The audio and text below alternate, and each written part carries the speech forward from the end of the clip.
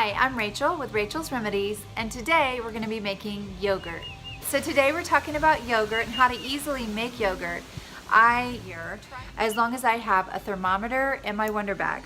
Now these thermometers, this one is an instant read thermometer, and I use this one if like this morning I woke up and I wanted to make yogurt, but I wanted to shower and do some other things first.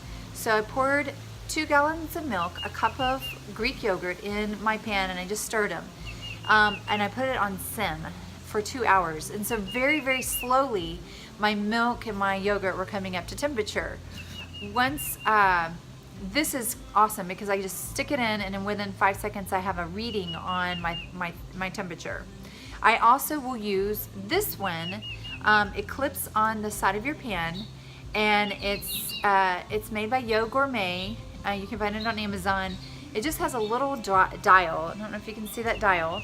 And the dial comes up to between a blue color and a green color when it's ready. I like this one if I'm standing at the pot and I'm stirring it very quickly and I have it on very high, because my pot only takes 8 minutes, but it can go too hot really quickly. So instead of sticking my thermometer in the pot, I'll use this one.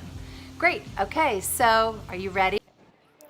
So these are the things you're going to need to make yogurt. You're going to need milk and a thermometer and a whisk and a bowl and a jar to keep your yogurt in the fridge. And then get some actual yogurt. It can be any kind of yogurt, a Yoplait, anything that has the bacteria in it. You just need, like for this size jar, you'll just need like 2 tablespoons of yogurt, and the rest would be milk. I'll put the specs below. And you're ready to go. Got the yogurt, 1 cup of yogurt and 2 gallons of milk in a pot. And all you do when you're making yogurt is you're trying to get it up to 110 degrees. So that's all I'm doing. I have a yogurt thermometer hooked on the side, and you don't need that. It can be any thermometer. And I have it turned on high, so it's fast. It comes up really quickly, and once it's at 110, that's all I am waiting for. Love with the ball jars are these tops. I just wrote on them with a Sharpie. You can't wipe it off, which comes in handy actually. And I just keep these little alcohol pads. You can find them at CVS or Walgreens, handy. And then I just wipe off the Sharpie with my alcohol pad. And you can find these jars if you go to the canning section of Walmart, your local grocery store. You can find these jars there in any size. So if you want to make a pint of yogurt, a quart, 2 quarts, 4 quarts, you can. And the canning section always has little goodies like this for very inexpensive. I could use more expensive things for my yogurt, but I love that these are glass. I love that they withstand the heat.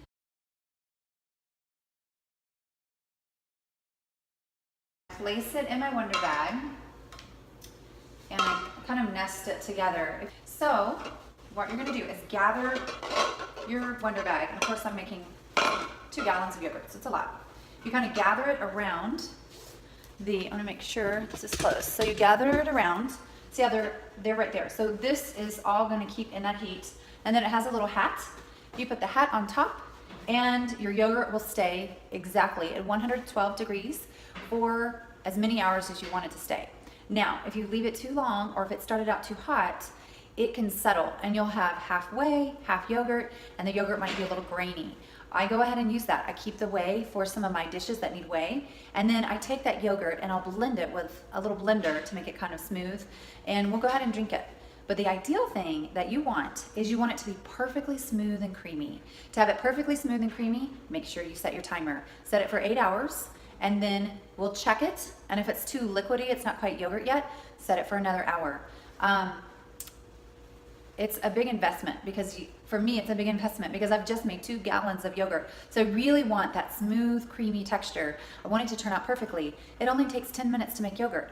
The 8 hours, you're doing what you want to do. But when that timer rings, make sure you check it. Okay, we'll be back. Check it in 8 hours. Okay, great. So it's almost midnight and it's the reveal.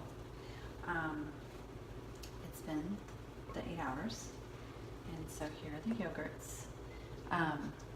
Sometimes it's hard to tell if the whole thing is yogurt. It'll look kind of liquidy, but I like to open the lid if I'm not sure, and I'll just dip a spoon down in there. And if it comes up with this, you know, it's creamy, it's not milk anymore, it's thick, kind of drops off the spoon. This is definitely yogurt. It has a little whey on the top. It's nice. So now I'll just put all 4 of these jars in the fridge, and in the morning we'll have a taste. Okay, so it's tomorrow and the yogurt's ready. It's cold. Okay, so it turned out really well. The top of your yogurt, I don't know if you can see it, but there's like whey on the top. I pour just the top little layer of whey off. It's really good for you, but I get whey. I keep my whey sometimes from other things and then use that whey. So what I'm going to do now is these jars I love. Of course, I've already talked about these jars, and they're my storage containers. This jar is my drinkable yogurt container because I like the yogurt to be drinkable. It's a quick, easy snack. I'll do one in the morning, and I'll put a couple of teaspoons of MCT oil. Let me show you my bottle. This is just beautiful. It's perfect yogurt. But I'm not going to eat this one with a spoon. I'm going to go ahead and blend it so it's almost like kefir as far as consistency. Now don't be afraid, this is my immersion blender. I got this from the restaurant supply, and wow, is it big. I love it, but I make soap, and my soap container is so deep, I need a big one like this. So I just go in here.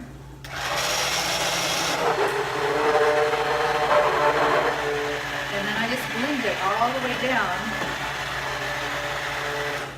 Oh, it's so good. So good for your colon. Delicious and perfect. And this little jar, that holds this jar perfectly holds the whole jar of my yogurt. And it lasts us a few days, but I love it. Now, people all the time want to know how to make Greek yogurt.